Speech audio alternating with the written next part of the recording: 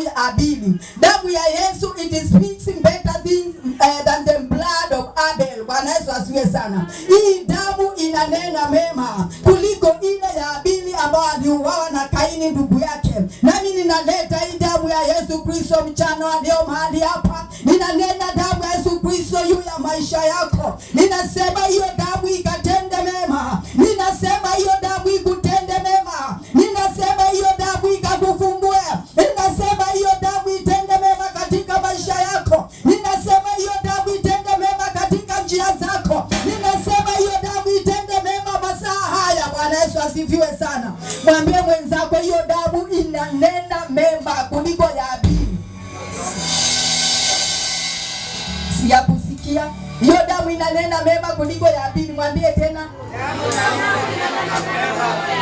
Kwa hivyo umuhimu mmoja ni kwamba inanena mema, haineni laana. Wewe Bwana Yesu akakunena laana ila kutamkia mema. Mahali walitamka laana inangeuza inakuwa baraka. Bwana Yesu asifiwe sana. Wanaweza kukunena mambo machafu, lakini damu ya Yesu mchana wa leo ninaamurisha ikanene mema juu ya maisha yako. Haleluya. Point 2, hatutakaa hapa. Point 2, twende katika Matthew 26:28. Ya kwanza inanena mema. Ya pili Mathayo 26:38. Nani amefika? Mathayo 26, tunajifunza pia kufungua Biblia zetu. Mathayo 26:28.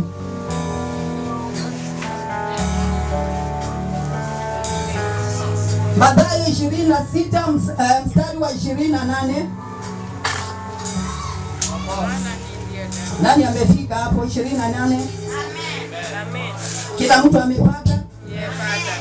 Kwa maana hii ndio damu yangu ya angano imwangikayo kwa ajili ya wengi kwa uondoleo la dhambi. Bwana Yesu asifiwe sana. Hii damu inaondoa dhambi. Haleluya.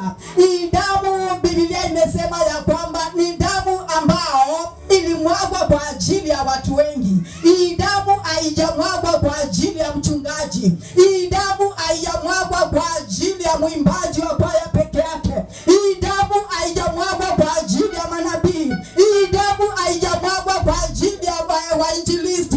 Biblia inasema imemwagwa kwa wengi. Kwa hivyo ina maana ya kwamba yeyote anakubaliana na Yesu, hii damu basi imemwagwa ni juu yake. Bwana Yesu asifiwe sana. Na ilipomwagwa ilikuwa ya kuondoa dhambi. Ile dhambi ya Adamu na Eva ambao walifanya katika shamba la Edeni, ambao ilitukosanisha na Mungu wetu. Hii dhambi ilipata kuoshwa na damu ya Yesu Kristo. Hivyo tumeunganishwa na damu ya Yesu Kristo. Hivyo tumeunganishwa na Mungu kupitia damu ya mwanae Yesu Kristo. Hivyo tumenunuliwa kupitia damu ya Yesu Kristo. Tuliokuwa Mungu alikutufukuza katika shamba la Edeni, alipata kutoa mwanae Yesu Kristo ili damu yake ilipomwagika tupate kununuliwa na hiyo damu. Hivyo masaa kama haya mpendwa, umenunuliwa na damu ya Yesu.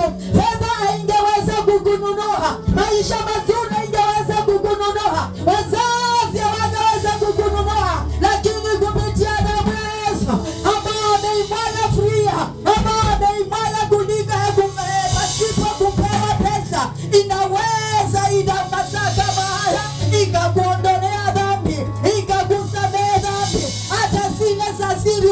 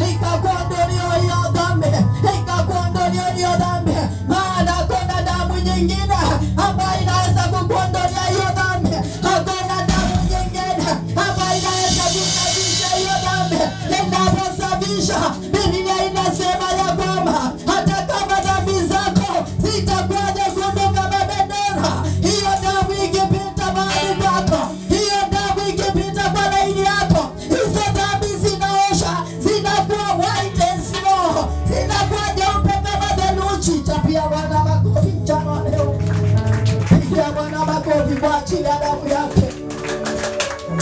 Haleluya. Jambo la tatu ambalo damu ya Yesu Kristo inafanya, tutaona katika Warumi 5:9. Warumi 5:9. Hiyo damu inafanya nini juu ya Mkristo wa leo? Hiyo damu ina maana gani juu ya mama wa leo? Hiyo damu ina maana gani juu ya mpendwa wa leo? Haleluya. Warumi. Nani amefika Warumi? Warumi, that is Romans. Wazungu Gen Z, Romans 5:9. Gen Z kwa nyumba, Romans 5:9. Gen Z mataikana muwe na Biblia hata nyinyi. Biblia sio wazee kama sisi, hata nyinyi. Tulianza kusoma Biblia tukiwa katika age dogo kuliko nyinyi. Ninashangaa kuna Gen Z yako na Bible katika nyumba hii. Bwana Yesu apewe sifa. Tunaenda kuangalia Warumi 5:9.